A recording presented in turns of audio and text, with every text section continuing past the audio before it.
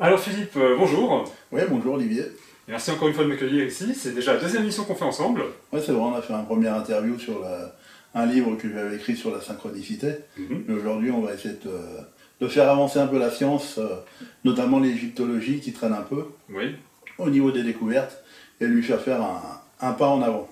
Mhm. Voilà. Alors justement, tu as écrit ce livre en fait maintenant il y a combien de temps? Voilà, c'est un livre qui s'appelle Grande pyramide d'Égypte, les 7 vérités qui dérangent. En réalité, j'ai écrit 3 livres. Oui. Un qui a été publié par un éditeur, le premier. Un deuxième, quand la théorie a évolué, un deuxième livre qui s'appelait Le mécanisme d'ouverture de la Grande Pyramide. Mhm. Et puis un autre, celui-là, La Grande Pyramide d'Égypte, les 7 vérités qui dérangent, qui est le dernier et qui est le plus abouti des livres sur ma théorie, quoi, en fin de compte. Mhm. Alors cette théorie, elle consiste en quoi justement? Basilio, avant tout, je suis personnel de bureau d'études. Moi, je travaille comme adjoint technique pour un des plus grands bureaux d'études de la région parisienne. Mhm. Et quand j'ai regardé les plans de la pyramide suite à la question d'une amie, je ne pensais pas trouver ce que j'allais trouver, et j'ai trouvé quelque chose qu'aucun égyptologue avait vu. Et je me suis dit, tiens, c'est bizarre que depuis le temps qu'il s'intéresse à cette pyramide, comment ça se fait qu'ils n'aient pas vu ça, quoi. Ça me semblait tellement... Enfin, pour un technicien comme moi, c'était d'une évidence. Je me dis, c'est bizarre, et eux, ils sont passés à côté. Et en fin de compte, je me suis aperçu que les égyptologues, ils ne connaissaient pas du tout le bâtiment. Oui. Ils s'y connaissent autant en bâtiment, en architecture, ou en structure, ou en hydraulique, par exemple, que le boulanger du coin. C'est de très bons linguistes, hein, chacun son job. Hein. Moi, je ne dirais pas des chiffres et des hiéroglyphes. C'est des très bons, historiens de l'art. Oui. Mais au niveau structure, au niveau quand ils voient des conduits, par exemple, dans la pyramide, leur interprétation, mais c'est du délire complet, quoi. C'est du délire. Oui. Et donc, justement, je me suis posé ça. Tout commence par ces fameux conduits de la pyramide. Alors, les conduits de la pyramide, ils sont diagnostiqués par les égyptologues comme étant des conduits de ventilation. Ou alors, des conduits qui permettaient à l'âme du pharaon de s'échapper vers les étoiles. Et moi, je regarde ça et je dis, mais... Je dis, c'est bizarre, moi, en tant que professionnel du bâtiment, quand on fait des ventilations, on fait une ventilation basse et une ventilation haute, et on fait une traînasse horizontale. On n'a pas besoin, pour ventiler une chambre, on n'a pas besoin de faire des ventilations, disons, qui partent en oblique, presque à 45 degrés. Bon, et en plus, leur ventilation, les conduits de la chambre de la reine, ils s'arrêtent 15 mètres avant la façade. Ils étaient bouchés en partie basse. C'est un archéologue qui s'appelait Wenman Dixon, anglais, en 1872 et des poussières, qui a trouvé une fissure dans le mur quand on fonçait une tige de fer, qui a vu qu'il y avait un conduit derrière, et après, une fois qu'il avait dégagé le conduit nord et trouvé à l'intérieur du conduit nord une boule, un petit crochet, puis une petite barre de bois, il a eu l'idée, il s'est dit, il y a peut-être un conduit en face, il a été voir en face, il a trouvé un deuxième conduit. Des conduits qui ont été explorés d'ailleurs en 1994 par Rudolf Granton-Brink, qui a exploré en premier le conduit sud de la chambre de la reine. Et il est monté, il est arrivé en haut avec une petite porte, il y avait une petite porte avec 2 épingles. Et puis après cette découverte, disons, elle a été reprise par Zahi Hawass, qui lui a créé sa propre expédition aussi quelques années plus tard, pour aller monter dans le conduit nord et trouver aussi une petite porte fermée. Donc les conduits étaient fermés à l'origine, ils ne débouchent pas en façade. Comment ça aurait pu servir de ventilation? Il y en a qui vont dire oui, mais c'est en cours de chantier, etc. Mais bon, c'est n'importe quoi. Et c'est pareil, une ventilation, comme je le dis, si on les crée, disons, avec une pente, qu'est-ce qui va se passer? Comme il y a des vents de sable, les vents de sable, ils finissent par tomber dans les conduits. Et comme les conduits, en partie basse des chambres, ils sont horizontaux, et après ils montent. Ils sont horizontaux sur à peu près 1,70 m à 2,60 m. Du côté de la chambre du roi, du côté nord, c'est 2,60 m, et de l'autre côté, c'est à peu près 1,70 m. Ce qui fait qu'au bout d'un moment, sur des milliers d'années, le sable qui s'écoule dans le conduit, ça finit par obstruer le conduit. Parce que le sable, ça ne coule pas dans une partie horizontale, ça se tasse, et après ça remonte dans le conduit, et ça ne sert strictement à rien au niveau de la ventilation. Et donc, je me suis dit, à quoi ça peut servir ces trucs-là? Alors après, comme ils ne savaient pas donner une explication rationnelle à ça, puisque ça ne marchait pas au niveau des ventilations, les égyptologues, ils ont commencé à dire, oui, mais c'est peut-être des conduits psychiques qui permettaient à l'âme du pharaon de rejoindre les étoiles. Alors ça, c'est bien, parce que c'est une explication complètement bidon, complètement irrationnelle, qui est censée refléter la pensée de l'époque des pharaons, mais ça n'aboutit strictement sur rien. En plus, C'est une grosse connerie, pourquoi? Parce que la pyramide est posée sur la Terre. La Terre, c'est une sphère qui tourne sur elle-même et qui tourne autour du Soleil. Ce qui fait que des étoiles qui passent par le conduit, il y en a des milliards. Ça n'arrête pas. Ou alors, il faut dire une date et une heure bien précises. Et dans la description qu'ils avaient fait auparavant de la pyramide, ils ont dit, c'est bizarre, cette pyramide-là, elle a une chambre souterraine qui n'est pas terminée, une chambre de la reine avec 2 conduits, une chambre de la reine qui est construite en calcaire, et encore au-dessus, une chambre du roi qui est en granit avec 2 conduits aussi. Et donc ils se sont dit, ben, les mecs, ils changeaient d'avis comme ça en cours de construction. Ils ont construit la chambre souterraine, et puis tout d'un coup, ils ont dit, ah, ben, ça sert à rien de se faire chier à finir la chambre souterraine, on va aller faire la chambre de la reine, comment dire, au-dessus, et après ils auront encore changé d'idée et fait la chambre du roi. Seulement voilà, le problème c'est que les conduits de la chambre de la reine ne pointent pas vers les mêmes directions que ceux de la chambre du roi. Alors qu'ils aient changé d'idée de tombeau en cours de route, moi je veux bien, mais pourquoi ils auraient changé de destination pour l'âme du pharaon? C'est complètement débile. Donc on voit que c'est des explications qui ne tiennent pas. Et depuis quand, en plus, si l'âme elle a besoin de conduits pour sortir de la pyramide, alors pourquoi ceux de la chambre de la reine, disons, ils étaient fermés en bas, et puis en plus ils s'arrêtent un 15 mètres avant la façade, alors elle s'écraserait le nez sur les petites portes à l'autre bout, là, mais puis en plus il faudrait qu'ils expliquent comment l'âme du pharaon sort d'un sarcophage qui est claveté, avec une grosse dalle qui est glissée dessus, avec des clavettes qui retombaient pour sceller le couvercle. Ça tient pas debout. Et c'est là que je me suis dit, le seul intérêt, en fin de compte, de conduits inclinés, c'est de les remplir d'eau. Pourquoi les remplir d'eau? Parce que quand on remplit un conduit incliné d'eau, on a une différence entre un point haut du conduit et le point bas du conduit, et ça crée une pression hydraulique, ce qu'on appelle une pression hydrostatique, à l'intérieur de la chambre. Alors, évidemment, les égyptologues, oh, au secours, il veut noyer la momie et le mobilier funéraire, etc. Mais pourquoi dire ça? Parce qu'en fin de compte, on n'a pas retrouvé de momie dans cette chambre-là. On a retrouvé quoi exactement? On a retrouvé un demi-sarcophage abîmé, sans couvercle, ce qui n'est pas normal, puisque les pilleurs, s'ils avaient cassé le couvercle, eh ben, ils ne pourraient pas enlever les morceaux du couvercle, ça serait resté sur place. Surtout avec le poids que ça pesait. Voilà. Et en plus, la salle, elle était dans un état, il y avait des gros joints blancs, qui bavaient bien, disons, au plafond. Le truc complètement indigne d'un pharaon, au point que Zaïawas, en 2006, il a fait nettoyer toutes ces bavures-là, pour que ça ait l'air d'un tombeau, alors que c'était des traces, justement, qu'il n'aurait pas fallu effacer pour l'étude de l'archéologie de la chambre, parce que quand on efface des traces comme ça, si eux ils ont fait des joints blancs tout dégueulasses qui ont bavé sur les murs et qu'ils ont laissé comme ça, c'est un signe. Bah oui. C'est quelque chose c'est que c'était pas destiné forcément à un tombeau royal, sinon ils auraient fait les travaux de finition qu'il fallait. Ils avaient le temps de le faire, et ils ne l'ont pas fait. Et donc ils ont vu ça, ils ont dit, il y a un demi-sarcophage, donc c'est un tombeau, ça ne peut pas être autre chose. Voilà. Mais ils se sont posé la question, par exemple, est-ce que c'est pas un demi-sarcophage, un rebut de sarcophage, qui a utilisé à cet endroit-là, par exemple, parce que comme ils avaient besoin de faire des joints en plâtre au plafond, ils avaient besoin d'une réserve d'eau pour mélanger le plâtre, etc., avant de lisser les joints au plafond. Est-ce que ça leur a pas servi de réserve d'eau pour faire leur plâtre? Est-ce que le sarcophage n'avait pas aussi plus d'une utilité? Parce que moi, dans ma théorie, je m'en sers justement pour coincer de l'argile entre lui et les herses, pour assurer l'étanchéité de la chambre.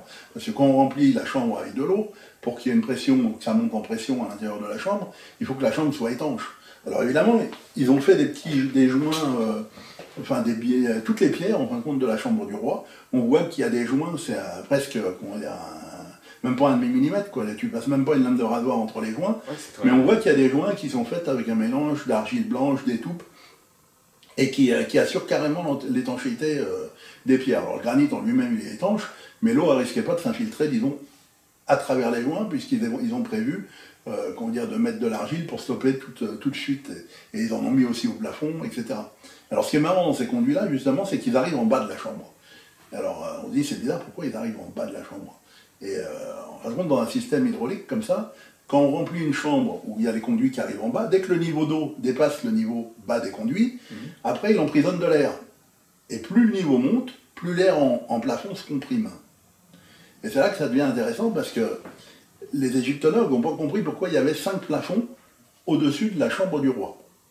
Quand il y a 43 poutres en granit, dont certaines dépassent les 60 tonnes, qui viennent de carrières qui étaient situées à près de 1000 km de la pyramide, et ils se sont dit, pourquoi 5 plafonds? Est-ce que c'est un jet symbolique? Est-ce que c'est des chambres de décharge, soi-disant pour empêcher le poids de la pyramide d'écraser la chambre du roi? Alors ça tient pas non plus, parce que la chambre de la reine, elle a juste une voûte en chevron, elle est située plus basse que la chambre du roi, et elle n'a pas eu besoin de structure comme ça pour rehausser des chevrons ou pour faire soi-disant chambre de décharge. C'est pareil, la pyramide d'à côté, qui est presque aussi grande que la grande pyramide, elle a une chambre qui est carrément au rez-de-chaussée, qui a juste une voûte en chevron, et la voûte en chevron, elle n'a pas lâché pour autant. Donc ça n'a aucune utilité dans le fait d'empêcher, disons, le poids du dessus d'écraser la chambre du roi. Donc il y a une autre explication à ça. Alors quand on regarde bien ces poutres-là, parce que c'est assez étrange, c'est des poutres qui font entre 2,10 m, les poutres du bas elles font à peu près 2,10 m de haut, et en haut ça varie entre 1 m et 2 mètres. Alors ce qui est bizarre, c'est que les deux premiers niveaux de poutres sont les mieux finis, et en plus les deux premiers niveaux ont des joints entre les poutres qui ont été mis par en dessous. Ouais. Alors, le premier niveau, on sait, c'est la chambre du roi, donc on se dit qu'ils ont mis des joints en dessous. Mais la chambre qui est juste au-dessus, il y a aussi des joints en dessous. Et au-dessus encore, les 3 autres niveaux, il y a des poutres qui sont posées côte à côte, mais sans joint. Alors, on dit pourquoi ils ont fait un joint là, et des joints là, et qu'ils n'en ont pas mis ailleurs. Et on se dit déjà, pour aller faire les joints dans la partie supérieure au-dessus, il faut bien sortir. Une fois que tu as fait le dernier joint, il faut sortir, donc il faut un passage. Ouais. Et on voit un passage entre cette chambre-là et la grande galerie. Passage qui a été nécessaire, disons, pour aller faire les joints. Et que les égyptologues, ils ont interprété comme étant un passage, en disant, quand ça a craqué, parce qu'à un moment, les poutres de la chambre du roi ont craqué, ils se sont dit, si ça a craqué, il a fallu qu'ils aillent vérifier ce qui s'était passé au-dessus, donc ils ont creusé un passage pour aller voir dans la chambre au-dessus. Bon, manque de bol, on a les témoignages des premiers égyptologues qui sont rentrés dans la pyramide, qui disent que tout était intact, qu'il n'y avait aucune fissuration des poutres, sauf dans le deuxième plafond où quelques poutres étaient fissurées, mais les poutres du plafond de la chambre du roi, à l'époque, n'étaient pas du tout fissurées. Et ça, on a des témoignages écrits et dessinés par les premiers égyptologues. En plus de ça, faut lire ça dans ce livre-là, il y a le détail, et puis il y a tout un tas de vidéos sur le site www.grande-pyramide.fr, où il y a justement toute cette discussion que j'ai eue avec des gens qui n'étaient pas d'accord avec moi sur le fait que les constructeurs avaient-ils vu les fissures ou pas les fissures au plafond de la chambre du roi. Alors on revient au niveau des poutres. Ce qui est assez amusant au niveau des poutres, c'est qu'elles sont toutes surdimensionnées. Tous les scientifiques qui se sont posés la question, ils se sont dit, pour une simple rehausse, il n'y a pas besoin de mettre autant de poutres. Oui. Voilà. Et en plus des poutres, comme les poutres ne supportent que leur propre poids, puisqu'il y a des espaces vides au-dessus de chacune, on s'est aperçu par le calcul qu'une poutre de 50 cm aurait parfaitement résisté sans problème. Là, elles font combien à peu près? En hauteur, le minimum c'est 1 mètre, et le maximum c'est dans les 2,10 m. Et le problème, c'est quand on poutre une pose de 1 mètre à côté d'une poutre de 2,10 m. On se dit, pourquoi, à partir du moment où ça vient de carrières qui sont éloignées, on se dit, à partir du moment où on pose une poutre d'1 mètre, en considérant qu'elle va résister, pourquoi ne pas mettre que des poutres de 1 mètre? C'est idiot. Pourquoi aller mettre des poutres de 2 mètres à côté de poutres de 1 mètre? Puis en plus, on s'aperçoit qu'ils ont voulu faire des économies d'énergie, parce que les poutres, elles sont taillées sur 3 faces, et le dessus est brut de carrière. Donc on se dit, c'est quand même étrange, parce que d'un côté, ils manifestent vraiment l'envie d'économiser l'énergie en taillant leurs poutres sur 3 faces, et de l'autre côté, ils nous montrent qu'ils ont la possibilité de mettre une poutre de 1 mètre, et ils ne mettent pas. Ils mettent des poutres de 2 mètres. Pourquoi? C'est simplement parce que quand on remplit la chambre avec de l'eau, ça crée une pression à l'intérieur de la chambre. Alors la pression à l'intérieur de la chambre, en bas, c'est la fameuse histoire du tonneau de Pascal, où on peut faire éclater un tonneau avec seulement 10 mètres de colonne d'eau. C'est-à-dire même un tuyau de 1 cm, comme ça, sur 10 mètres de haut, on branche ça sur un tonneau qui est rempli.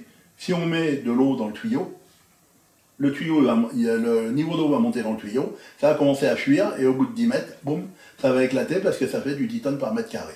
Là, il y a 39 mètres de dénivelé jusqu'en bas de la chambre, ça nous fait du 39 tonnes par mètre carré, c'est 3,9 bars, 39 tonnes par mètre carré sur le bas de la chambre et sur les murs de la chambre, et ça fait du 3 bar 4, c'est 34 tonnes par mètre carré sur le plafond. Or le plafond, la chambre, elle fait 5,24 m par 10,48 m, à peu de choses près, et ça nous fait un peu plus de 50 mètres carrés. Et quand on multiplie les 34 tonnes par mètre carré par un peu plus de 50 mètres carrés, ça nous fait du 1862 tonnes. Ça veut dire qu'en fin de compte, la pression soulèverait 1862 tonnes. Ce qui veut dire que si on ne met pas plus de 1862 tonnes de granit sur le plafond, ça va se soulever. Et ça va se soulever d'autant plus que ce qui protège réellement la chambre du poids des étages supérieurs, c'est la voûte en chevron. Donc comme la voûte en chevron enlève le poids de ce qu'il y a au-dessus, la structure en dessous, les poutres, elle se retrouve comme à ciel ouvert. C'est comme s'il n'y avait pas de poids dessus. Oui. Voilà. Et donc, comme il n'y a pas de poids dessus, elles peuvent compter que sur elles pour éviter de se soulever. Et ils ont mis exactement le poids qu'il fallait pour éviter que ça se soulève avec de l'eau boueuse, qui a une densité un petit peu plus lourde que l'eau claire. Exactement le poids. Alors là, on dit quand même, c'est quand même bizarre. Alors, je me suis dit, bon, ça peut être une coïncidence. Mais si vraiment c'est une chambre à pression, parce que une chambre, elle pourrait contenir un sarcophage, comme elle peut contenir de l'eau. Il y a toujours 4 murs, un plafond et un sol, dans tous les cas. Seulement voilà, le problème, c'est que si on remplit avec de l'eau, et en plus de l'eau qui a une certaine pression, il va falloir consolider les murs de la chambre pour qu'aux endroits faibles, les pierres ne dégagent pas. Or là, on voit que les murs de la chambre, eux, ils sont maintenus par la masse de la pyramide. Donc eux, ils risquent pas de bouger.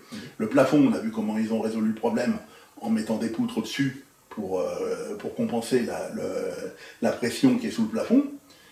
Mais il y a encore un point faible, c'est l'entrée de la chambre. Parce que derrière l'entrée de la chambre, il y a ce qu'on appelle l'antichambre ou la chambre des herses, qui en plus c'est des vannes à glissière, ça aurait pu attirer l'attention parce qu'on s'en sert souvent pour l'irrigation. De ces vannes-là, quand c'est des vannes, des plaques qui coulissent dans des rainures, c'est souvent utilisé pour des problèmes d'eau. Eux, ils ont dit, mais non, c'est un système pour protéger, pour empêcher les voleurs de rentrer dedans. Encore une mauvaise interprétation, parce qu'ils ont décidé à l'avance que c'était un tombeau, avant même d'étudier pourquoi ça pourrait ne pas en être un. La logique voudrait qu'avant de tirer une conclusion, on étudie ce qu'on a devant les yeux. Alors, ce qu'on a devant les yeux, qu'est-ce qu'ils ont fait au niveau de la chambre? Parce que s'ils mettaient des pierres normales comme ça et qu'il y a un trou derrière, la pression, elle enfonce la pierre dans le trou. Pour éviter ça, il faut mettre un gros linteau, c'est-à-dire un énorme linteau, et c'est ce qu'ils ont mis au-dessus de l'entrée de la chambre, un linteau immense qui fait à peu près, je ne sais plus, dans les 3,60 m de longueur sur plus de près de, je sais plus, 2,80 m ou 3 mètres de haut. Je ne me rappelle plus des dimensions exactes, mais ça, on peut le retrouver sur les plans. Mais ce linteau-là, il masque complètement le trou de l'antichambre pour renvoyer les effets de la pression de chaque côté. Alors on se dit, ah, encore une nouvelle preuve, comme quoi ça serait bien, ils auraient bien voulu mettre de l'eau dans cette... mais alors, mais à quoi ça peut servir de mettre de l'eau dans une chambre? Moi, je veux bien. Un dispositif, par exemple, anti-voleur, on met la chambre sous pression, le gars, il essaye de rentrer dans la chambre et il prend sa douche. Voilà, et puis il est balayé dans la grande galerie par un gros jet d'eau. Mais bon, sur des milliers d'années, et puis laisser des chambres sous pression comme ça, à mon avis, il avait autre chose à foutre que de s'amuser à ça. Si la pression, elle existe, ça doit être ponctuel. Alors, je dis, à quoi ça peut servir, en fin de compte, de mettre une chambre sous pression? Ben, en fin de compte, on s'aperçoit qu'ils ont fait comme une espèce de vérin hydraulique primitif. C'est-à-dire que la force de l'eau, quand je dis qu'il y a 39 tonnes par mètre carré, ça veut dire que sur les pierres en bas de la chambre, c'est comme si on appuyait une force de 39 tonnes. Sauf qu'un homme ne peut pas faire. On ne peut pas appuyer comme ça de 39 tonnes sur une pierre. Par contre, l'eau peut le faire à cause de la pression. Et donc le but, ça serait, je me suis dit, il y a peut-être une pierre qui est munie d'un linteau, dans la partie basse de la chambre, qui pourrait s'enfoncer du fait de la pression et déverrouiller quelque chose. Et donc j'ai cherché et je me suis dit, tiens, c'est bizarre, il y a un linteau à cet endroit-là, c'est étrange. Et puis après, je me suis dit, c'est bizarre parce que s'il y a une pierre, peut-être, j'imaginais comme un mécanisme à sable, un truc qui déverrouillerait, par exemple, qui emmènerait un trou sous du sable, où il y aurait une pierre qui tomberait dans un conduit, et puis je regarde où ça tombait. Quand on regarde les chambres vues du dessus de la pyramide, la chambre basse de la pyramide, celle qui n'est pas terminée, elle est légèrement, quand on prend l'axe de la pyramide, elle est légèrement, décentrée vers le sud. Et la chambre du roi est encore plus vers le sud, il n'y a que la chambre de la reine qui est à peu près axée dans l'axe de la pyramide. Et je me dis pourquoi ils ont décentré les trois chambres, alors qu'ils auraient très bien pu les mettre l'un sur l'autre. Ils ont été capables d'orienter la pyramide parfaitement nord-sud-est-ouest, pourquoi ils se sont amusés à faire un décalage des trois chambres? Et là je me suis dit, il y a peut-être un conduit qui descend jusqu'en bas, jusqu'à la chambre d'en bas, et peut-être que la chambre d'en bas, si elle n'est pas terminée, c'est pas parce qu'ils ont changé d'idée, c'est simplement parce qu'elle n'avait pas besoin de degré de finition, parce que c'est une chambre qui servait de rétention pour le sable et l'eau du mécanisme. Et là, je me dis, il y a peut-être une marque au plafond, quelque chose qui montre qu'il y a un conduit qui pourrait arriver. Et donc j'essaye de trouver, alors c'est toujours difficile de trouver des photos de ces endroits-là, mais enfin avec les touristes, etc., avec Internet, on peut toujours trouver. Et effectivement, en haut, pile à l'endroit où il y a la pierre qui s'enfonce, quand on rejoint, il y a une marque carrée d'à peu près 1,10 m par 1,10 m qui matérialise comme s'il y avait un conduit qui arrivait au-dessus. Alors ce qui est étrange, c'est que j'ai quelqu'un que j'ai connu sur Internet, quand il a vu ça, il m'a appelé et puis il me fait... c'est bizarre parce que nous, on a été visiter la pyramide il y a 20 ans de ça avec ma femme, et on avait payé un guide le matin pour y aller tout seul, pour être tranquille. Et le guide, lui, il priait à Allah, etc. Et comme il commençait à nous gonfler, on était monté dans la chambre du roi, et il commençait avec ses Allah, machin, et il a dit, bon, bah, pendant que vous priez, nous, on descend dans la chambre souterraine. Ils sont descendus dans la chambre souterraine, et ils entendaient le gars prier distinctement dans la chambre du roi, et la voix, elle semblait venir du plafond, comme si elle passait par un conduit et qu'elle arrivait par le plafond de la chambre. Mais sur le coup, ils n'ont pas fait attention, parce qu'ils ne pensaient pas, la chambre c'est du calcaire, c'est creusé, on ne voit pas de conduit directement, on voit juste une petite marque qui pourrait être juste, qui n'est pas censé, il n'est pas censé y avoir un conduit au-dessus. Et donc il faudrait sonder ce conduit pour savoir s'il existe vraiment ou s'il n'existe pas.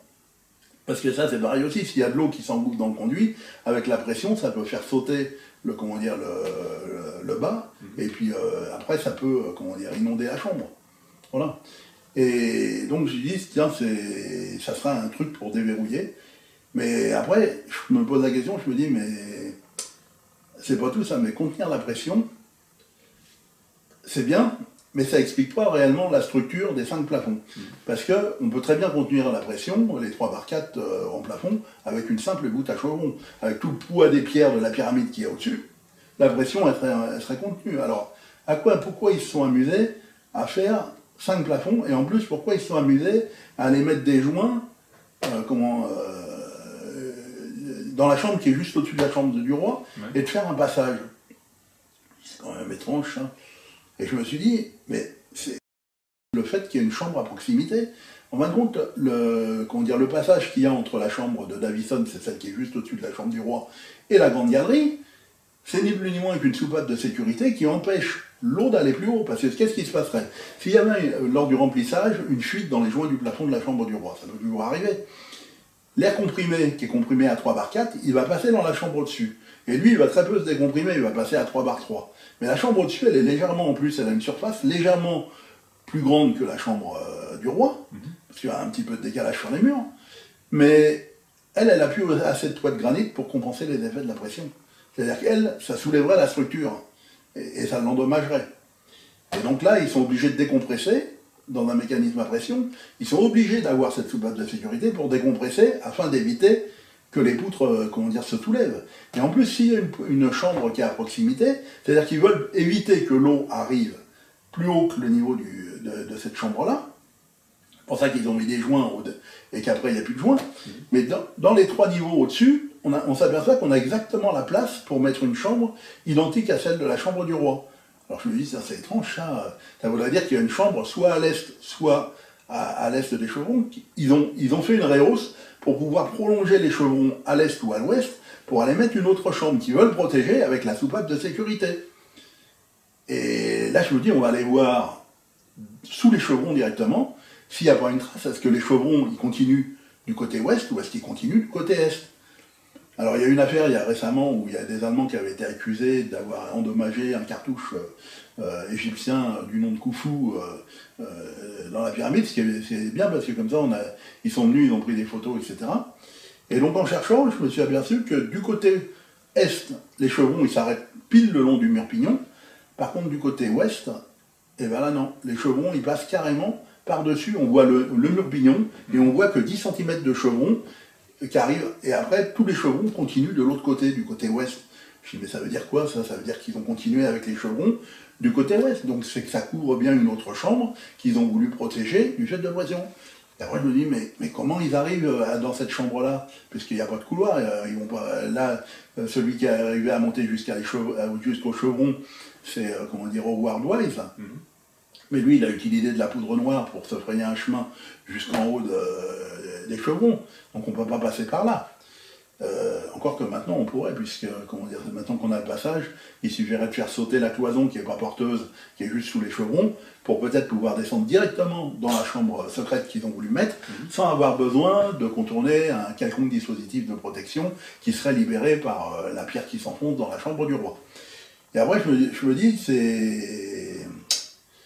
c'est bizarre, et en regardant les plans, je m'aperçois que la grande galerie, je regarde la grande galerie, je dis tiens c'est bizarre, la grande galerie elle se termine par un plafond plat. Un plafond qui fait 1,05 m de large. Et 1,05 m c'est la largeur d'un couloir standard égyptien, ça fait 2 coudées. Alors elle fait 4 coudées en bas, la grande galerie, et 2 coudées en haut. C'est ce qu'on appelle une voûte en encorbellement, mais normalement dans toutes les pyramides connues, les voûtes en encorbellement, elles se terminent beaucoup plus en pointe. Elles ne se terminent pas avec une portée d'1,05 m, parce que compte tenu de la masse de la pyramide qui est au-dessus, ça peut faire craquer des poutres en calcaire. Et donc c'est là que je me suis dit, attends, s'il y a peut-être un couloir au-dessus, et en fin de compte, on voit la pierre de couverture, les poutres de couverture de la grande galerie, c'est ni plus ni moins que des poutres butons qui empêchent le resserrement des parois, c'est une poutre qui travaille en compression, et au-dessus de cette poutre-là, il y a encore une voûte en encorbellement qui, elle, permet l'accès à la chambre secrète. Et ça, évidemment, ça serait connecté à l'entrée réelle de la... Enfin, on voit que dans l'entrée de la pyramide, la vraie entrée, il y a des chevrons, et c'est surdimensionné aussi, ils ont mis 2 doubles chevrons, et l'entrée de la pyramide vers la descendrie, elle est vachement basse sous les chevrons. Et on se dit, c'est bizarre, normalement, il devrait y avoir une entrée pile sous les chevrons, qui va tout droit, et après ça monte dans la grande galerie. Et ça, je l'ai dit 4 ans avant la mission Scan Pyramide, dans mon bouquin et dans les vidéos qui sont sur Internet. Plus de 4 ans avant, j'avais déjà diagnostiqué cette entrée probable pour aller jusqu'à la chambre secrète que j'avais diagnostiquée. Et ce qui est amusant d'ailleurs en plus, c'est de voir que ils ont trouvé récemment un grand vide de 30 mètres de long, mais il est pile au niveau où moi j'ai situé ma chambre secrète. Donc ça veut dire que peut-être, moi ce que j'ai dit, je vois pas à travers les murs, mais avec l'analyse technique, ce qu'on peut voir, c'est que il y a une chambre, ça c'est sûr et certain, à 100%, hein, c'est même plus une supposition, qu'il y a une chambre qui est à ce niveau-là, et cette chambre après peut communiquer avec d'autres chambres. Ça après, quand on voit pas à travers les murs, on n'a plus de possibilité d'aller voir après. Mais ce qui est marrant, c'est que le vide qu'ils ont trouvé, ça pourrait très bien être une suite de chambres qui communiquent avec la première chambre que j'ai découvert, et qui découvriront bientôt. Oui. Voilà. Et après, bon, c'est le problème de la pyramide, c'est que, comme je disais, ils sont partis du principe que c'était un tombeau, donc ils essayent de tout expliquer comme si c'était un tombeau. Ils voient une chambre qui n'est pas terminée, ben c'est un tombeau qui n'est pas terminé. Ils voient une chambre en calcaire avec des conduits qui s'arrêtent 15 mètres avant la façade, alors ils disent, ben, ils ont arrêté, ils ont changé d'idée avant d'avoir terminé. Et ainsi de suite, quoi. Tout est dans la logique du tombeau. Alors que quand on remplit avec de l'eau, on s'aperçoit que structurellement, aussi bien le gros linteau que la soupape de sécurité, que les poutres, etc., tout ça, ça fonctionne avec de l'eau, ça n'a rien à voir. Et en plus, rien que la grande galerie, par exemple, c'est le schéma typique d'un égout en pente. Qu'est-ce qu'un égout? Il y a ce qu'on appelle des banquettes latérales, et une cunette, c'est une partie centrale qui est enfoncée. C'est exactement, hein, on prend un égout moderne dans les égouts de Paris, ils sont faits exactement comme dans la grande galerie, sauf que eux, ils sont presque horizontaux, quoi, il y a une petite pente, alors que la pente de la grande galerie, elle est plus grande, elle est à plus de presque 26 degrés des poussières. Et donc, là, on se dit, c'est peut-être qu'ils ont prévu, comme il y a 270 mètres cubes de flotte qui rentrent dans la chambre du roi, à un moment, c'est pas bon de garder tout sous pression. Donc, quand la pierre s'est enfoncée, peut-être ça libère un mécanisme qui fait descendre les herses automatiquement. Peut-être les herses sont posées sur un lit de sable, qu'il y a une poterie qui casse, le sable s'écoule, les herses s'enfoncent, l'eau est libérée, l'eau s'engouffre dans la grande galerie. En bas de la grande galerie, ils ont fait justement un puits qui rejoint la chambre souterraine. Et par contre, après, tout en bas du couloir ascendant, il y a 3 bouchons de granit.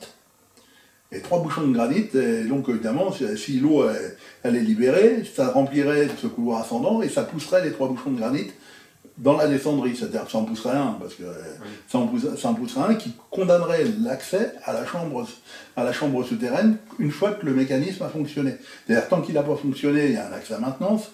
Dès qu'il a fonctionné, ben, on peut plus y aller puisque ça devient dangereux du fait qu'il y a de l'eau, du sable, etc. etc. Bon. Alors, bon, je ne sais pas si vous avez ce souci de protection des gens à cette époque, pourquoi ils ont fait ça exactement. Mais ces 3 bouchons de granit, ils m'ont intrigué à un moment parce que je me suis dit, pourquoi ils ont mis 3 bouchons de granit? Alors, d'après les égyptologues, c'était pour fermer la pyramide après avoir enterré la momie. Alors, évidemment, comme il n'y a qu'un seul accès pour aller à la chambre de la reine et à la chambre du roi en passant par la grande galerie, il y a le couloir ascendant, la grande galerie, l'antichambre, et après la chambre du roi pour aller déposer la momie. Et en plus, ils étaient obligés d'apporter la momie sur un brancard parce que le sarcophage, il ne passait pas par là. Bon. Et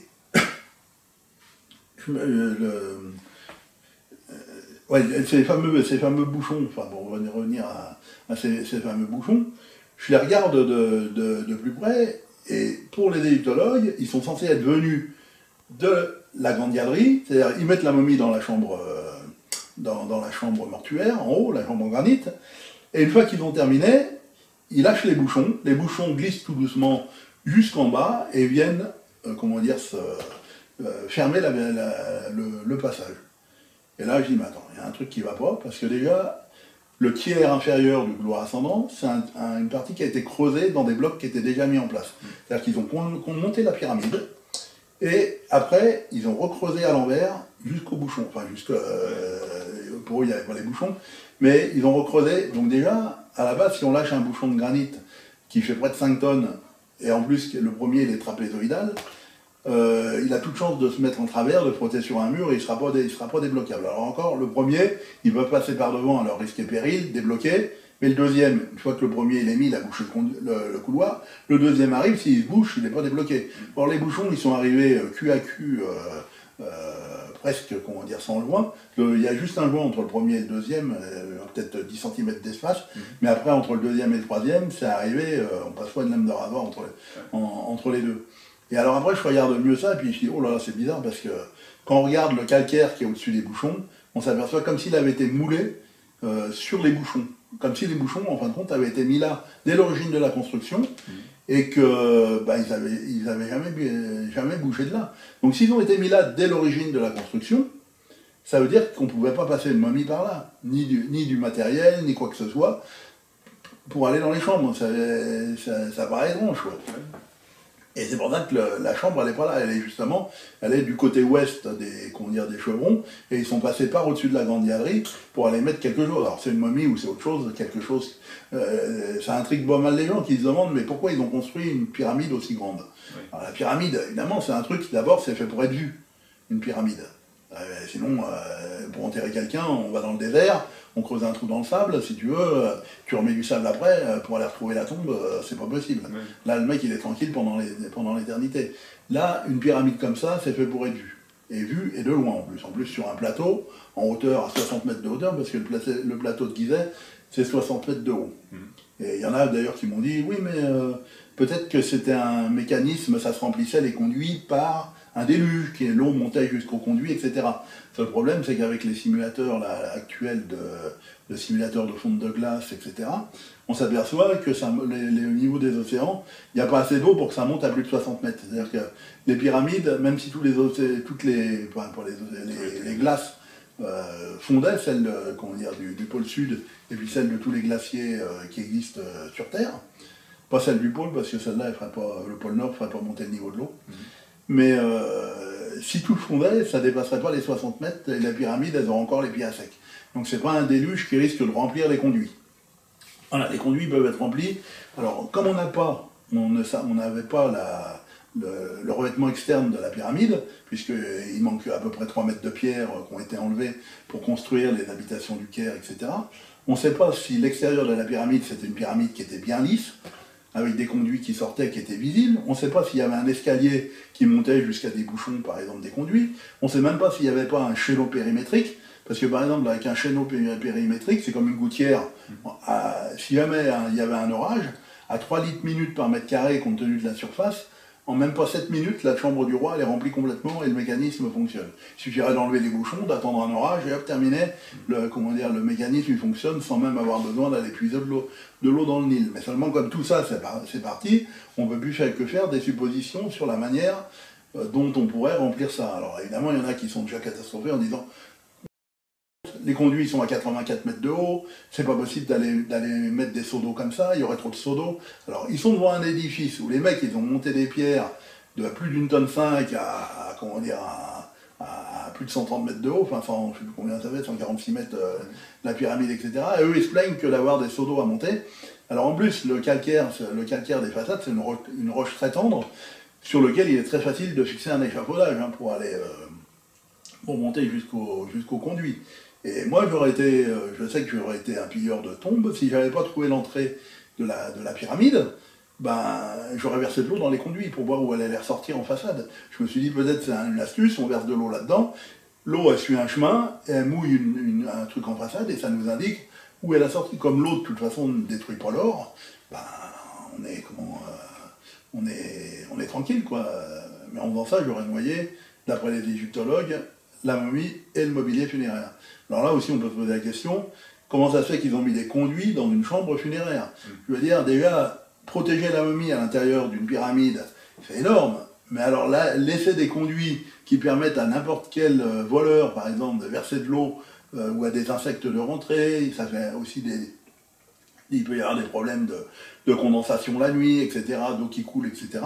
C'est néfaste pour la conservation de la momie et néfaste pour le mobilier funéraire.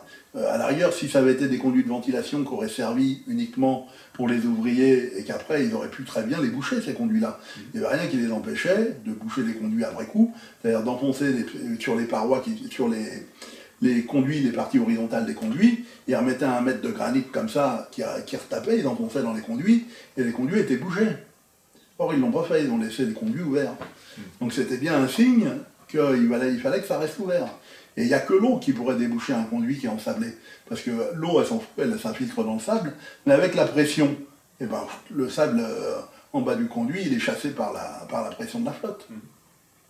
Voilà. Donc on en arrive au fait que je ne suis pas du tout d'accord, moi, avec l'histoire, la belle histoire qu'ont raconté les égyptologues, comme quoi la pyramide est un tombeau. Je parle, attention, pour les parties connues. Pour les parties inconnues, ça peut très bien être un tombeau. Mais moi, je m'en fous un peu de ce qu'ils ont voulu faire. Parce que soit ça doit être quelque chose qu'ils voulaient nous léguer, peut-être, je sais pas, moi, ils se sont dit, on va faire comme une capsule temporelle, on va léguer quelque chose aux générations futures, on a besoin d'un espèce de gros coffre-fort, avec une serrure à la taille de l'édifice, pour décourager d'éventuels pilleurs. Ça peut être un pharaon qui a, comme ils exploraient bien le domaine de la mort, peut-être que celui-là, il avait des idées de réincarnation, et il s'est dit, si je me réincarne un jour, il faudra que je récupère les objets m'ayant appartenu dans une vie antérieure. Et là, moi, je sais comment faire fonctionner le mécanisme pour récupérer les objets. Voilà, il peut y avoir plusieurs explications possibles. Ou alors, il voulait léguer quelque chose à des générations futures. Ou... On ne peut pas savoir. Moi, je ne suis pas médium non plus, je suis technicien en bâtiment.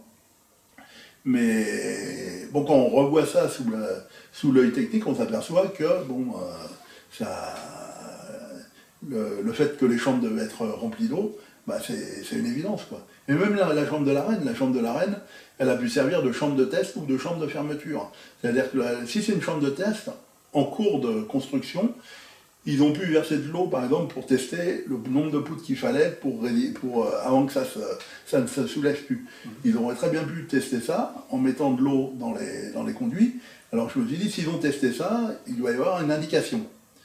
Et je me suis amusé avec l'ordinateur à faire glisser les conduits de la chambre de la reine. J'ai pris le point bas des conduits de la chambre de la reine, je l'ai fait glisser sur le point bas des conduits de la chambre du roi. Et là, qu'est-ce que je vois? Malgré des angles différents, puisqu'on a dit que ça pointait vers des étoiles différentes, des sections différentes, parce que les conduits de la chambre de la reine, ils font 21 par 21 cm, alors que les conduits de la chambre du roi font 18 par 21 cm, et bien ils arrivent exactement au même niveau. C'est-à-dire, chose étrange, ça veut dire que si on remplit complètement les conduits de la chambre de la reine avec de l'eau, on obtiendrait exactement la même pression hydrostatique que quand on remplisse ceux de la chambre du roi. Ça, c'est encore une indication énorme. Ouais. Et ça explique la raison pourquoi ils n'avaient pas besoin de conduits plus longs. Ils voulaient des conduits qui génèrent la même pression. Et c'est pour ça qu'ils les ont arrêtés avant la passade. Et là, je dis, c'est pas possible, ils ne peuvent pas passer à côté d'un truc comme ça, quoi. Alors évidemment, j'ai essayé de contacter des égyptologues et tout, ils sont tous foutus de ma gueule. Ah, ils sont tous dans leur théorie à eux, quoi. Ouais. Voilà, et pour moi, sacrilège, je remets en cause l'hypothèse tombeau, c'est pas possible.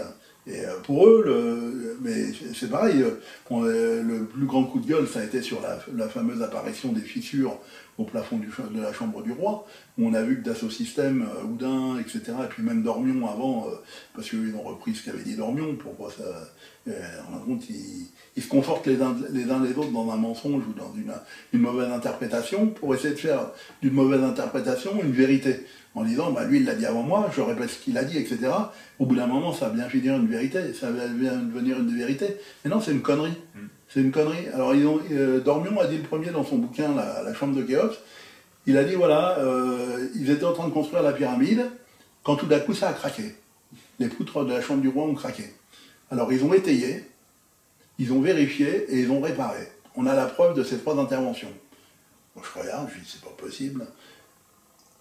Je regarde ça de plus près. Il y a plein de photos, etc., qui ont été prises avant 2006, avant que Zahi Hawass s'amuse à repeindre les joints en noir, d'effacer toutes les bavures, etc. Et je regarde le truc et je dis, bon. Alors il dit, il y a des traces d'étai. Alors c'est vrai, on voit des traces oblongues, un peu rectangulaires, qui sont mis, de chaque côté de la chambre, un peu comme s'ils avaient mis des étais. Seulement le problème, c'est qu'il y a du plâtre de bavure lié à la construction qui passe par-dessus ces marques d'étai. C'est-à-dire qu'au moment de la mise en place des poutres, ils avaient tartiné le dessus des murs. Après, ils ont apporté les poutres elles se sont tachées sur ce plâtre qui était sur les murs, et ça a débordé, etc. Et le problème, c'est que ces bavures qui sont liées à la construction, à la mise en place des poutres, débordent sur les marques brunes, qui sont elles-mêmes attribuées à des étais une fois que ça a cassé. C'est pas possible. Si ça avait cassé, le plâtre, il serait pas par-dessus les marques brunes. C'est pas possible. Tu vois. Et en plus, les marques brunes, elles ne seraient pas de chaque côté de la fissure, parce que quand une poutre casse, au niveau de la fissure, il y a toujours un petit décalage. Ce qui fait que quand on met un étai, il y aura toujours une partie qui supporte plus et une partie qui supporte moins, ou qui sera moins marquée. Là, c'est bien marqué sur toute la longueur. Et en plus, on ne met jamais un étai à travers une fissure. On la met du côté où ça doit supporter pour pouvoir réparer la fissure. Là, les soi-disant marques d'étais, elles sont à cheval sur les fissures. Ce qui veut dire qu'il faut enlever les étais pour pouvoir... c'est n'importe quoi. Alors après, ils ont dit, oui, la preuve que c'est ça, c'est sûr et certain, on ne peut pas remettre ça en cause, c'est qu'ils ont creusé un passage pour aller voir ce qui se passait au-dessus. C'est-à-dire que le fameux passage que j'attribue moi à la soupape de sécurité pour protéger la chambre qui est à l'ouest d'une fuite, et de se endommager par une fuite d'un des joints du plafond, eux ils ont dit, bah, c'est un passage, ils ont voulu aller vérifier les fissures. Alors, mais pourquoi ils ont pas été... Ils savaient que les poutres des niveaux supérieurs avaient une section un petit peu inférieure, et que si elles tombaient, elles écrasaient tout aussi quand même, mais ils n'ont pas été au-dessus. Alors ils ont dit, ah, bah, parce que comme ils ont vu que ça n'avait pas trop bougé, ils se sont dit, c'est pas la peine d'aller voir au-dessus. Voilà l'explication. Et après, ils ont réparé. Alors réparer, c'est rigolo, parce que réparer, ils ont pris les traces de bavure. Et comme les fissures, en fin de compte, comme c'est un effort qui est tranchant, les fissures, elles se sont faites à ras des murs. Et comme les bavures, par définition, elles sont à ras des murs aussi, puisque quand ils ont mis les poutres, donc on s'est retrouvé avec du plâtre des bavures à côté de fissures. Pas dans les fissures, il n'y a aucun plâtre dans les fissures.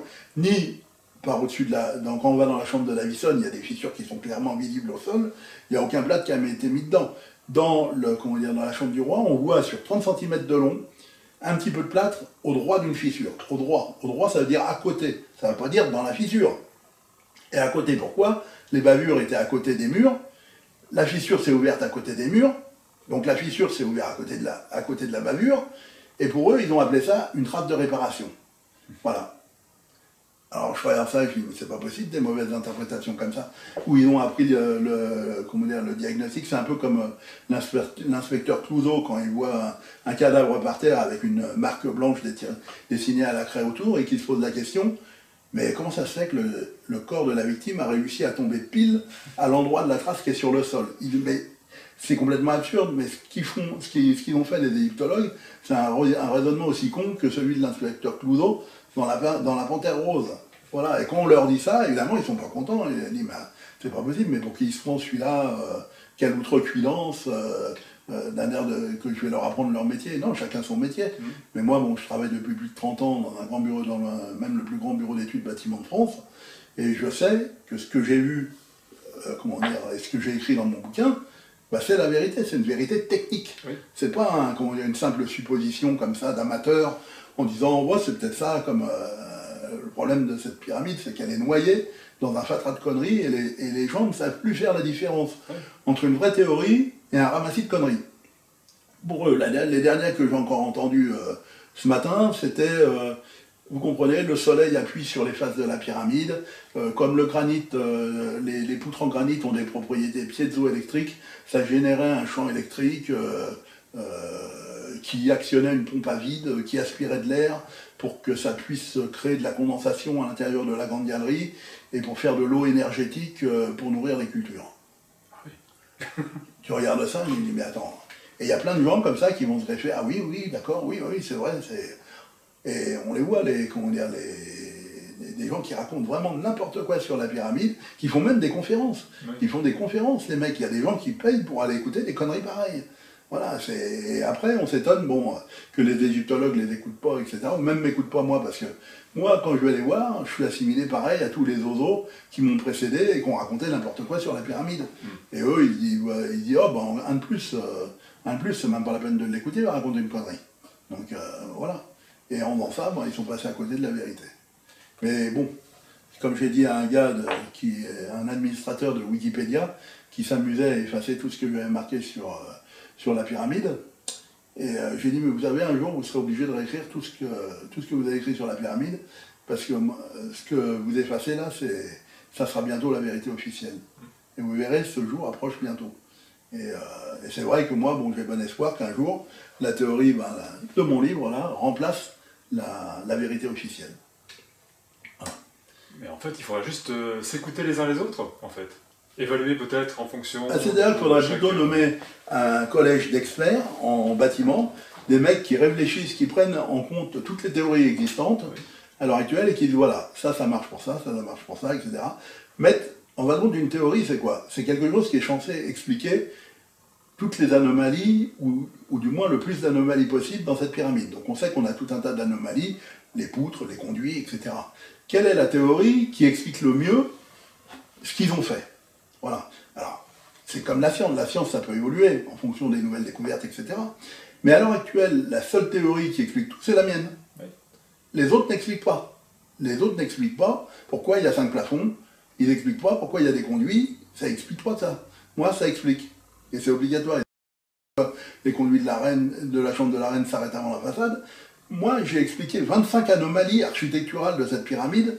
Elles sont toutes expliquées avec la même logique, l'eau. L'eau est dans le centre de la gravité, parce qu'évidemment, il y a des mecs, des oiseaux sur la pyramide qui voient dans la pyramide, par exemple, une pompe à eau, une pompe à bélier hydraulique. Alors les mecs, en plus, déjà, pour que ça marche, il faut qu'il y ait un courant d'eau continu, une pompe à bélier, alors que là, ils vont dans la chambre souterraine, mais c'est un endroit qui est fermé. Donc l'eau, une fois que la chambre souterraine elle est remplie, il n'y a plus de courant pour faire une pompe à bélier hydraulique. Et après, pour faire ressortir l'eau par les conduits de la chambre du roi, pour que ça coule le long de la façade de la pyramide. Je les ai écoutés, je me suis dit, mais à quoi ça sert?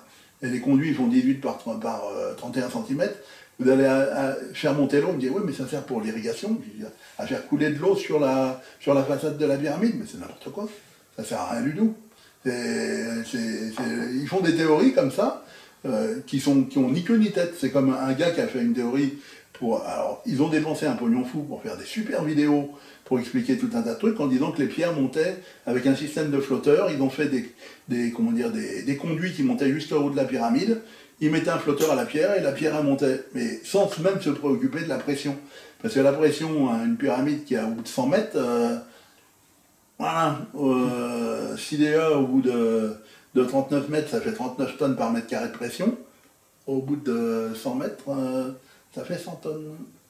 Et là, 100 tonnes, comment ils font pour assurer l'étanchéité des conduits et même manœuvrer une simple vanne? C'est pas possible. Et pourtant, ils font des vidéos. Alors, en image de synthèse, comme ça fonctionne très bien. Nickel, on voit la pierre qui monte. Mais dans la réalité, c'est n'importe quoi. Hydrauliquement, c'est n'importe quoi. Les mecs qui regardent ça, les mecs du métier, ils font, mais qu'est-ce que c'est que ces conneries? Et pourtant, il y a eu du pognon qui a été dépensé, le gars il est sûr de sa connerie, ils veulent l'étaler au grand jour, et les gens, c'est vrai que la plupart des gens qui connaissent rien en hydraulique, ils regardent le truc, la bière qui monte, c'est fantastique. C'est évident, c'est comme ça qu'ils ont fait. C'est fantastique. Mais dans la réalité, ça marche pas du tout. Voilà. Et c'est ça qui est, comment dire, c'est toutes ces théories-là, en fin de compte. Pour ça que j'en veux un peu à tous ceux qui ont raconté tout un tas de conneries sur cette pyramide, parce que maintenant, ben, plus personne n'est pris au sérieux, quoi. Ils sont restés sur leur vérité bidon officielle du tombeau. On a qui expliquent rien, avec leurs 25 anomalies qu'ils n'ont pas expliquées, mais ils s'en foutent, parce qu'à partir du moment où ils ont trouvé un coffre, un sarcophage au milieu, bah, ils ont dit, bon, bah voilà, ça peut être que la momie du pharaon qui était là, voilà. Et c'est marrant aussi parce que, en réfléchissant à ça, il y a la fameuse Sab al-Mamoun.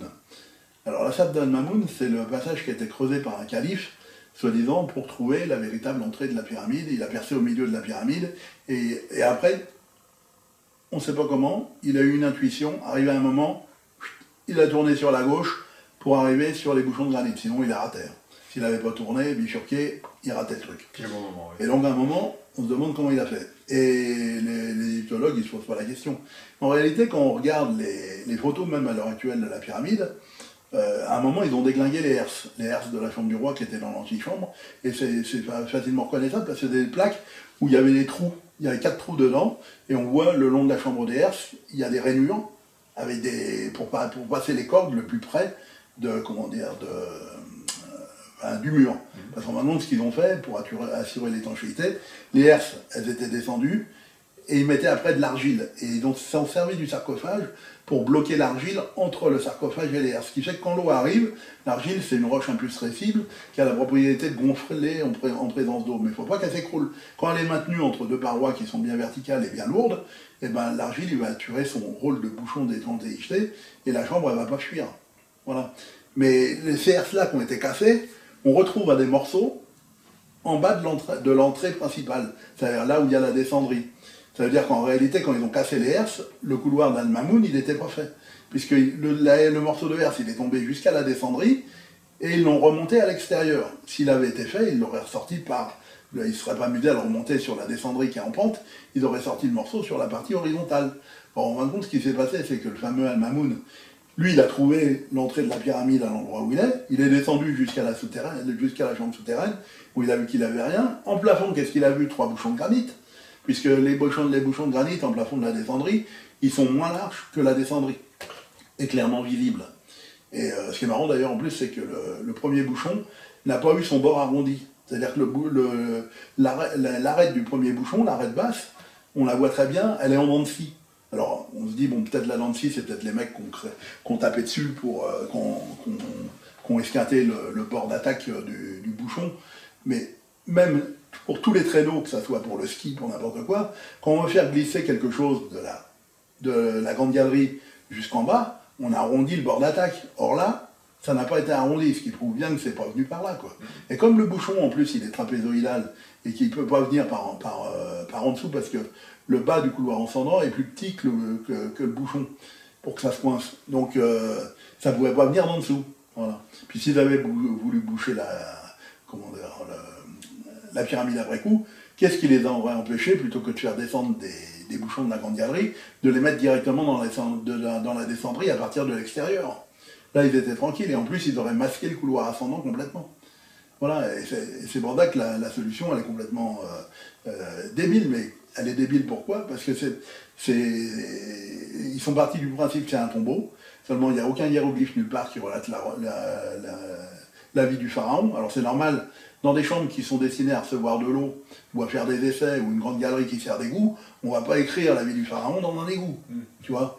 Dans ma théorie, c'est logique, mais dans leur théorie à eux, ils avaient toutes les places qu'il fallait pour écrire toute la vie du pharaon dans la grande galerie, faire un truc monumental, et ils n'ont rien fait. Ouais.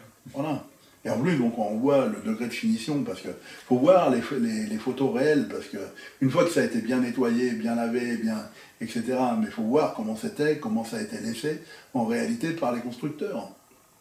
Là, après, on veut nous faire croire à l'histoire du tombeau, mais qui nous montre les photos d'avant 2006, les fameuses photos qu'on voit du plafond de la chambre du roi, et on verra que le degré de finition, il était complètement indigne d'un tombeau royal, mais parfaitement digne d'une cuve à eau. Tu vois? C'est clair, oui.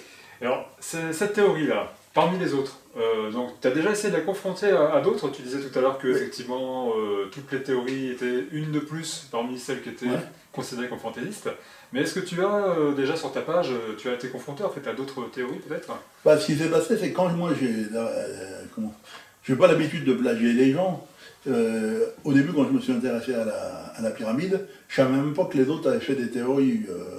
On va dire, comme je ne m'intéressais pas au départ à la pyramide, quand j'ai trouvé le truc, j'ai commencé à m'y intéresser, j'ai fait ma théorie de mon côté, sans même lire quoi que ce soit qui était... bon, j'ai essayé de retrouver des plans, des images, des trucs comme ça. Et c'est qu'après que j'ai lu ce qu'ont fait les autres. J'ai acheté le bouquin de Gilles Dormion, j'avais déjà écrit mon bouquin quand j'ai écrit ça. Après, j'ai rencontré aussi Jean-Pierre Houdin, à un moment, à la Géode. Voilà, où lui il s'occupait de rampes internes et puis de méthodologie de construction, alors que moi je m'occupais que de l'architecture interne de la pyramide, de ce qu'il avait voulu faire avec les chambres, les couloirs, les conduits de la pyramide, etc. Donc là on se marchait pas dessus, quoi. Puis après, quand je lui ai parlé de la pierre qui s'enfonce, du fait de la pression, lui il m'a piqué tout de suite l'idée, en essayant de greffer la fameuse architecture de la pyramide rouge derrière derrière cette pierre. Ça a été même repris par un jeu vidéo je sais plus, Assassin's Creed ou un truc comme ça, qui a repris cette histoire de pierre de la chambre du roi qui s'enfonce pour aller mettre encore un truc par derrière aussi comme Houdin. Mais eux ils l'ont piqué à Houdin, mais Houdin m'a piqué l'idée à moi. Seulement lui il a fait n'importe quoi parce que ça cadre pas avec le reste de la théorie, quoi. Voilà. Donc ils ont chacun un tout petit pourcentage de vérité. Mais même en fait, pas, non. Il y a la vérité, elle est indivisible. La vérité, c'est la vérité. Tout le reste, c'est des conneries. Il y a la vérité d'un côté, les conneries de l'autre côté. Il ne peut pas y avoir un mélange en disant, bah, toi, tu as une petite partie de la vérité, l'autre a une partie de la... Non, c'est pas comme ça que ça marche. La vérité scientifique, c'est ça ou c'est pas ça. C'est pas... C'est peut-être... Non, c'est pas peut-être. C'est ça ou c'est pas ça. Il faut bien qu'ils se mettent ça dans l'idée. C'est où c'est une chambre, par exemple, qui est destinée à contenir de l'eau, ou c'est une chambre qui est destinée à contenir de la momie. Mais ça ne peut pas contenir à moitié de momie, à moitié de l'eau. Non, on ne peut pas jouer, disons, sur ce registre-là, même pour leur faire plaisir. Le problème, c'est pas ça. C'est qu'il y a une vérité technique, elle est observable, elle est même, calculable, puisqu'il est très facile de recalculer le poids de granit qu'ils ont mis sur... on connaît la densité du granit, on connaît à peu près les dimensions. Moi, c'est ce que j'ai fait pour recalculer, disons, le poids de granit qu'ils avaient fait, et voir si ça compensait les effets de la pression ou si ça compense pas. On peut aussi faire des essais aussi, pourquoi il y a une soupape de sécurité, etc. Qu'est-ce qui se passe sans la soupape, etc., etc. Tout ça, ça peut être facilement simulé. Voilà. Mais... en fin de compte, les théories, on ne peut pas mélanger toutes les théories. Voilà. C'est pour ça que les chercheurs, disons, ils font un peu la gueule. C'est vrai qu'il y a beaucoup de gens qui se sont investis en temps dans des théories, et quand c'est des conneries, et qu'on leur dit, monsieur, vous avez passé 5 ans de votre vie à étudier une connerie, ou à dire des conneries, évidemment, ça ne fait pas plaisir. Ouais. Évidemment. Mais le vrai scientifique, il fera comme moi. Moi, si on me dit un jour, votre théorie, monsieur Lheureux, c'est une véritable connerie de A à Z pour telle et telle raison, ben, je serai obligé d'accepter. Je serai obligé d'accepter. À partir où on me démontre en me disant, voilà, vous êtes trompé sur telle et telle chose, voilà. Mais j'attends ce moment-là parce que il n'est pas prêt d'arriver en plus. C'est clair. Oui. Voilà. Donc tout se trouve là dans ce livre. Oui, dans ce livre-là, Grande Pyramide, les 7 vérités qui dérangent. Et le plus amusant, c'est ce que je te disais au début, le plus amusant, c'est que ça serait celui c'est-à-dire moi, qui ne peut pas rentrer dans une pyramide, parce que je suis handicapé et en fauteuil roulant, qui a trouvé la solution du problème. Parce que eux, les égyptologues, ça fait plus de 200 ans qu'ils sont dans cette pyramide-là, à étudier de fond en comble, et hop, ils ont étudié tous les recoins de la pyramide, et encore pas tous, hein, parce qu'à l'heure actuelle, il y a peut-être que 3 ou 4 spécialistes mondiaux de cette pyramide, tous les autres, les égyptologues, ils étudient autre chose. Ils n'étudient pas ça. Mais ce qui serait rigolo, c'est justement que ce soit moi qui n'ai jamais eu l'occasion de visiter la pyramide, qui suis en fauteuil roulant et handicapé et qui ne pourra jamais monter dans cette pyramide, qui ait trouvé la solution du problème. Alors là, ça sera un pied de nez gigantesque à tous ceux des fois qui disent oui, les handicapés, ça sert à rien, etc. C'est improductif, c'est ceci, cela. Et ça sera une belle revanche, disons, sur le handicap et sur la mentalité, disons, à avoir par rapport aux handicapés, qui peuvent aussi apporter des choses qu'on est au niveau scientifique. Et voilà, quoi. Exactement, en tout cas. Mais merci Philippe, à toi en tout cas. Et on se retrouve pour une prochaine émission. Hein. Je ne sais pas encore sur quel thème, mais ça serait intéressant qu'on se revoie en tout cas. Il y a de quoi parler. Moi, je suis ouvert à tout un tas de discussions.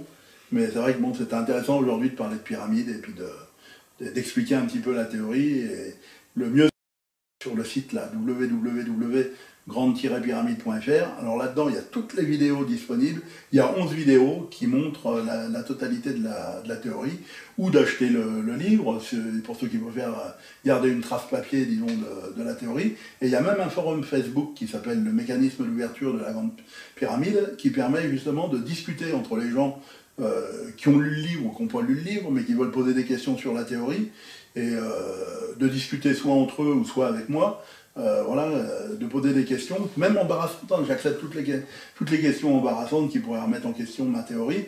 Le but, c'est pas de s'autoprotéger en disant, bah voilà, posez pas les questions emmerdantes auxquelles je ne peux pas répondre. Non, posez-les les questions. Justement, oui. Posez-les. Oui. Posez-les, les plus chiantes possibles. N'hésitez pas. Voilà, vous aurez la réponse. Voilà. Et si j'arrive pas à répondre, bah, c'est que quelque part, ma théorie, bon. Maintenant, je ne dis pas que j'ai réponse à tout, hein, parce qu'il y a des petits points qui restent quand même un peu... qui restent pas expliqués réellement. On ne sait pas, par exemple, pourquoi ils ont été mettre 3 bouchons au lieu d'un. Oui. On ne sait pas pourquoi ils ont mis 3 herses au lieu d'un. Peut-être 3 herses, c'est peut-être pour avoir plus de poids quand ça descend, pour en plus enfoncer le dallage, pour permettre la descente de la première herse qui ne serait pas descendue s'il n'y avait pas le poids derrière. Mais bon, il y a des petites questions, il peut y avoir tout un tas de petites questions chiantes, par exemple, auxquelles ma théorie ne répond pas. Voilà. Mais en tout cas, on est près du but. Mais 25 anomalies qui jusqu'ici étaient irrésolues ont été résolues et c'est visible là. Voilà. Parfait. Merci à toi Philippe. À très bientôt. A plus.